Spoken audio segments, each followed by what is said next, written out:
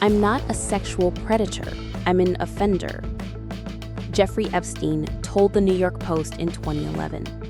Epstein died in a New York jail cell while being held pending trial on sex trafficking charges. The death of the billionaire sparked numerous conspiracy theories that have persisted for years, centering on suspicions that he was silenced because he held compromising information about powerful figures. The question remains why this case continues to drag on and provoke outrage among many Americans, including supporters of President Trump.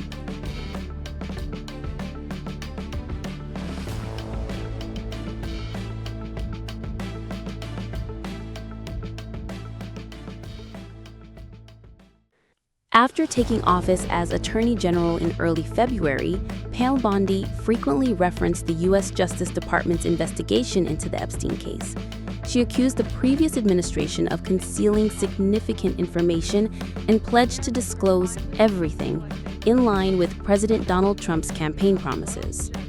The MAGA base, comprising Trump's most ardent supporters, initially praised Bondi's efforts.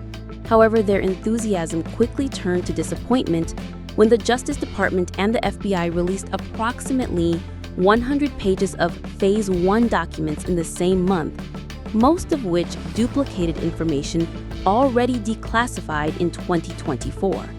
This development immediately sparked outrage among MAGA supporters. Numerous influential right-wing figures and Trump allies accused Bondi of deceiving the American people, calling for the president to fire or even impeach the Attorney General. Curiosity surged when Elon Musk, a former White House advisor, posted on X in early June claiming that President Trump's name appeared in the Epstein files, suggesting this as the reason for their non-disclosure. Musk later deleted the post, expressing regret that some of his posts went too far. Nevertheless, Democrats seized the opportunity to attack the Republican administration. According to the Wall Street Journal, President Donald Trump's name appeared in a sensitive personal letter written in 2003 to Jeffrey Epstein. The letter was reportedly part of a leather-bound album created to celebrate Epstein's 50th birthday, about 3 years before allegations of sexual abuse against the financier surfaced. In response, President Trump declared the information false and threatened to sue the Wall Street Journal, its publisher, News Corp, and the corporation's owner, billionaire Rupert Murdoch. White House Press Secretary Caroline Leavitt also stated that Trump would not propose appointing a special prosecutor to investigate the case. Good afternoon, everyone. The idea of a special prosecutor in the Epstein case. Can you confirm that? And has he asked the Attorney General to do this, to appoint a special prosecutor to look it over? Well, the idea was floated from someone in the media to the president. The president would not recommend a special prosecutor in the Epstein case. That's how he feels. And as for his discussions with the Attorney General, I'm not sure. Deanna. Caroline, thank you. Some of former President Trump's most loyal supporters expressed outrage last week when the Trump administration abruptly reversed its commitment to release documents they had hinted contained shocking revelations about Epstein and his alleged clients.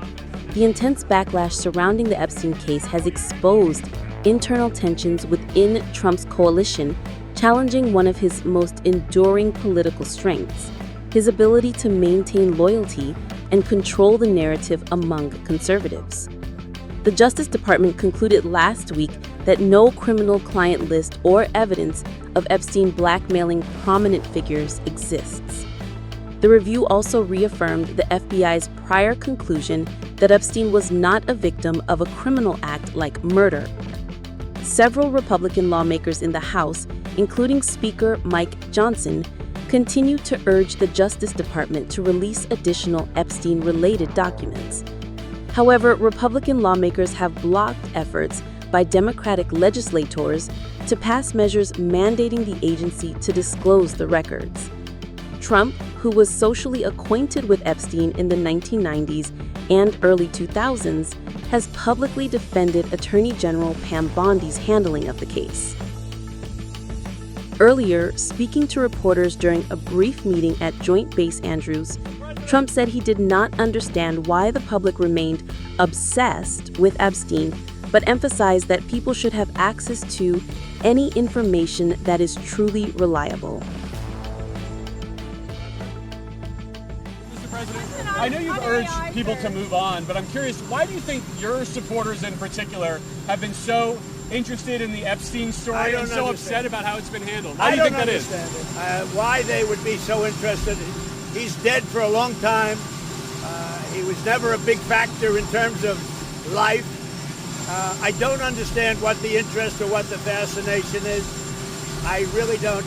And the credible information's been given. Don't forget, we went through years of the Mueller witch hunt and all of the different things, the Steele dossier, which was all fake. All that information was fake. But I don't understand why the Jeffrey Epstein case would be of interest to anybody. It's pretty boring stuff. It's sordid, but it's boring. And I don't understand why it keeps going. I think, well, really only pretty bad people, including fake news, want to keep something like that going. But credible information, let them give it. Anything that's credible, I would say, let them have it. During a press conference at the Drug Enforcement Administration, U.S. Attorney General Pam Bondi dodged questions regarding President Donald Trump's statements about the Epstein files. Bondi also declined to comment on FBI Deputy Director Dan Bongino, stating she does not discuss personnel matters. According to a source, Bongino returned to work following a weekend phone call with the president. He said that he would support you releasing additional credible evidence from the Epstein investigation. Is that something that you are open to doing? Let me take that first. This today is about fentanyl. This is about a wall of people right outside this room who have died from, I appreciate your question, but this today is about fentanyl overdoses throughout our country and people who have lost loved ones to fentanyl. That's the message that we're here to send today. Nothing about Epstein. I'm not going to talk about Epstein. Go ahead. But thank you. Anything else on topic today? Go ahead. Is there disruption at the leadership of DOJ and the FBI with your relationship with Dan Bongino that is affecting the operation? No, I'm not going to talk about personnel matters. No, I was with Director Patel all morning, and we are committed to keeping America safe, making America safe, working with our incredible partners at DEA, FBI, ATF, U.S. Marshals to do everything we can to make America safe, and that's what we're focused on. I wanted to follow up on that question. I think the American people have a lot of questions about your relationship with the Deputy FBI Director. Do you believe that he should stay in his role? I'm not going to discuss personnel matters. I think we all are committed to working together now to make America safe again, and that's what we're doing. Only on topic, guys. Go ahead. The president said today you would release credible files related to Mr. Epstein. Are you prepared to do that, and when would you do that?